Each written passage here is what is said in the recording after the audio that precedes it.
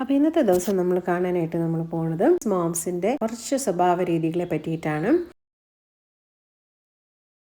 അപ്പോൾ ഈ ഒരു വീഡിയോയും മാത്രമല്ല ഇനിയുള്ള വീഡിയോസ് എല്ലാം ഇതിനെ പറ്റിയിട്ടുള്ള ഒരു ചെറിയൊരു ഗവേഷണം പോലെയാണ് കേട്ടോ. എനിക്കെന്ന് പറഞ്ഞാൽ ഈ ജാപ്പനീസുകാരുടെ കുറച്ച് നല്ല നല്ല ശീലങ്ങളൊക്കെ എനിക്ക് ഭയങ്കര ഇഷ്ടമാണ്. ഞാൻ വളരെ ക്യൂരിയസ് ആയിട്ടുള്ള ആളാണ്. അപ്പോൾ ഞാൻ വിചാരിച്ചു നമുക്ക് ഇതുപോലത്തെ എന്നെപ്പോലെയുള്ള അമ്മമാർക്ക് ഇത് ഭയങ്കര ഇഷ്ടമായിരിക്കും. അപ്പോൾ അത് ഓർത്തിട്ടാണ് ഞാനിതൊന്ന് ഷെയർ ചെയ്യുന്നത് കേട്ടോ. അപ്പോൾ ഇന്ന് കാണാൻ പോകുന്നത് ജാപ്പനീസ് അമ്മമാർ 10 സെക്കൻഡ് അവർ ഡെയിലി നല്ല നല്ല ഹാബിറ്റ്സിന് വേണ്ടി മാറ്റി വെക്കുന്ന ഒരു വീട് ക്ലീൻ ആക്കാൻ വേണ്ടി അതെന്താണെന്ന് നമുക്ക് നോക്കാം. ഒന്നാമത്തെ ഒരു റൂളെന്ന് പറയുന്നത് ഓരോ വസ്തുവിനും വീട്ടിൽ അവർ നിശ്ചയിച്ച സ്ഥലത്താണ് അവർ വെക്കുക. അപ്പോൾ നമുക്ക് കൺഫ്യൂഷനും ഓർമ്മക്കുറവും ഒക്കെ നമുക്ക് മാറ്റി വയ്ക്കാൻ സാധിക്കും. എളുപ്പത്തിൽ നമുക്ക് കാര്യങ്ങൾ ചെയ്യാൻ പറ്റും. രണ്ടാമതായിട്ട് അവർ അപ്പം തന്നെ ഉപയോഗത്തിനൊപ്പം ഓരോ കാര്യങ്ങൾ വൃത്തിയാക്കാനായിട്ട് ശ്രമിക്കും. അപ്പോൾ നമുക്ക് കൺഫ്യൂഷൻ ഒഴിവാക്കാം. മൂന്നാമത്തെ കാര്യം എന്ന് വെച്ചാൽ കുട്ടികളെ ചെറുപ്പത്തിലെ തന്നെ ക്രമീകരണം പഠിപ്പിക്കുക. അതായത് അപ്പം ചെയ്യേണ്ട കാര്യങ്ങൾ അപ്പം ചെയ്യാനും അതുപോലെ അതാത് പൊസിഷനിൽ ഓരോ കാര്യങ്ങൾ എടുത്ത് വെക്കാനും ചെയ്യാനും കുട്ടികളെ ട്രെയിൻ ചെയ്യുക. അടുത്ത ടിപ്പ്, അവർ കുറച്ച് വസ്തുക്കൾ മാത്രമേ അവർ വാങ്ങിക്കുകയും അവർ ഉപയോഗിക്കുകയും ചെയ്യുള്ളൂ എന്നുള്ളതാണ്.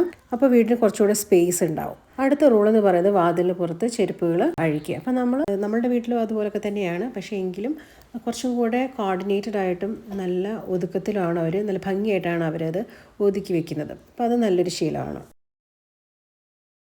ആറാമത്തെ ഒരു ടിപ്പെന്ന് പറയുന്നത് ദീർഘമായിട്ടുള്ള ക്ലീനിങ്ങിന് പകരം ചെറിയ ചെറിയ ദിവസേനയുള്ള ശീലങ്ങൾ, അതായത് പാത്രങ്ങൾ അപ്പം തന്നെ കഴുകി വയ്ക്കുക, അപ്പം തന്നെ ഒതുക്കി വയ്ക്കുക, അതുപോലെ അടിക്കാനുള്ളത് തുടയ്ക്കാനുള്ളതൊക്കെ അങ്ങനെ ചെറിയ ചെറിയ കാര്യങ്ങളൊക്കെ പെട്ടെന്ന് തന്നെ ചെയ്തു തീർക്കുക. അതായത് ഡീപ്പ് ക്ലീനിങ്ങിന് ഒത്തിരി നമ്മൾ സമയം സ്പെൻഡ് ചെയ്യുന്നത് അല്ല നമ്മൾ ടയേർഡ് ആവണത് ഇതുകൊണ്ട് കുറയ്ക്കാനായിട്ട് സാധിക്കും. നമുക്കും കുറച്ചും കൂടെ റിലാക്സിങ് ആയിട്ട് ചെയ്യാൻ പറ്റും. വളരെ നന്നായിട്ട് നമുക്ക് നീറ്റാക്കാനും പറ്റും. വീടും നല്ല ഭംഗിയായിട്ട് കിടക്കും. ഏഴാമത്തെ ടിപ്പാണ് ദിവസത്തിൻ്റെ അവസാന ക്രമീകരണശീലം എന്ന് പറയുന്നത്. ലാസ്റ്റ് ഉറങ്ങുന്നതിന് മുമ്പായിട്ട് ഫൈനലായിട്ട് നമ്മൾ കിച്ചണും എല്ലാ കാര്യങ്ങളും അത് വൃത്തികേടായി കിടക്കുന്ന ഭാഗങ്ങളൊക്കെ അത് മാറ്റി നല്ല നീറ്റാക്കുക. അപ്പോൾ നമുക്ക് ഉറുമ്പ് വരുന്നതോ അല്ലെങ്കിൽ അങ്ങനെ മറ്റ് ഫ്ലൈസ് അതിൻ്റെ ശല്യങ്ങളൊന്നും വരാതെ നമുക്ക് കിച്ചൺ നല്ല നീറ്റായിട്ട് നമുക്ക് സൂക്ഷിക്കാൻ സാധിക്കും. നമ്മുടെ മനസ്സിനും അത് നല്ലൊരു ഉണർവ് തരുന്ന കാര്യമാണ് അല്ലേ. നല്ല ഭംഗിയായിട്ട് കിടക്കാമെന്ന് പറയുമ്പോൾ നമുക്കും ഒരു സമാധാനത്തോടെ കിടന്നുറങ്ങാനും എഴുന്നേൽക്കുമ്പോൾ തന്നെ നമുക്ക് നല്ലൊരു എനർജിയും ആയിരിക്കും അത് പിറ്റേ ദിവസം. എട്ടാമത്തെ കാര്യം എന്ന് പറയുന്നത് രാത്രി മുഴുവൻ വീട് ഡിസോർഡറായിട്ട് നിലനിൽക്കാൻ അനുവദിക്കില്ല. അതെ, അപ്പം ഞാനിപ്പോൾ ഈ പറഞ്ഞ പോലെ തന്നെ സെയിം പോയിന്റ് തന്നെയാണ് അതിൽ റിഫ്ലക്റ്റ് ചെയ്യുന്നത്. ഒമ്പതാമത്തെ കാര്യം, എല്ലാവരും ഉപയോഗിക്കുന്ന സ്ഥലങ്ങളോട് പ്രത്യേകമായിട്ടുള്ള ഒരു ശ്രദ്ധ. അത് വളരെ കെയർ ആയിട്ട് ഓരോരുത്തരുടെ സ്പേസിന് അവർ റെസ്പെക്റ്റ് കൊടുത്ത് നല്ല രീതിയിൽ അവരത് മെയിൻറ്റെയിൻ ചെയ്യാൻ നോക്കും. മാത്രമല്ല പത്താമതായിട്ട് ഓരോ വസ്തുക്കളോടുള്ള ബോധപൂർവമായിട്ടുള്ള കോൺഷ്യസ് ആയിട്ടുള്ള ഒരു ബന്ധം.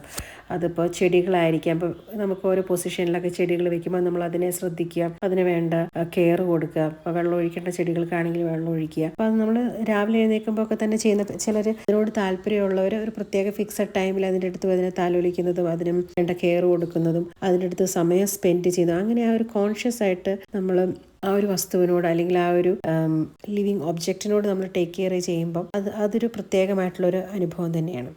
അപ്പോൾ ഈ ഒരു 10 ചെറിയ കാര്യങ്ങളാണ് നമ്മുടെ ജാപ്പനീസ് മോംസ് പ്രത്യേകമായിട്ട് അവരുടെ ജീവിതത്തിൽ ഒരു ചിട്ട കൊണ്ടുവരാൻ വേണ്ടിയിട്ട് അവർ ചെയ്യുന്ന കുറച്ച് കാര്യങ്ങളും കുറച്ച് നല്ലൊരു ഹെൽത്തി ആയിട്ടുള്ള ഒരു ബിഹേവിയറൽ ഹാബിറ്റ്സ് ആണ്. അപ്പോൾ ഇതൊക്കെയാണ് നമ്മുടെ മോംസിൻ്റെ ചില ടിപ്സ് ആൻഡ് ട്രിക്സ് എന്നുള്ളത്. അപ്പോൾ ഈ ടിപ്സ് ആൻഡ് ട്രിക്സ് നിങ്ങളൊന്ന് ട്രൈ ചെയ്ത് നോക്കിയിട്ട് നിങ്ങൾ വീഡിയോയുടെ ഇടയിൽ കമൻറ്റ് ഇടണം കേട്ടോ. അപ്പോൾ അടുത്ത വീഡിയോയിൽ നമുക്ക് കണ്ടുമുട്ടാം. ഇതുവരെ എല്ലാവർക്കും ബൈ.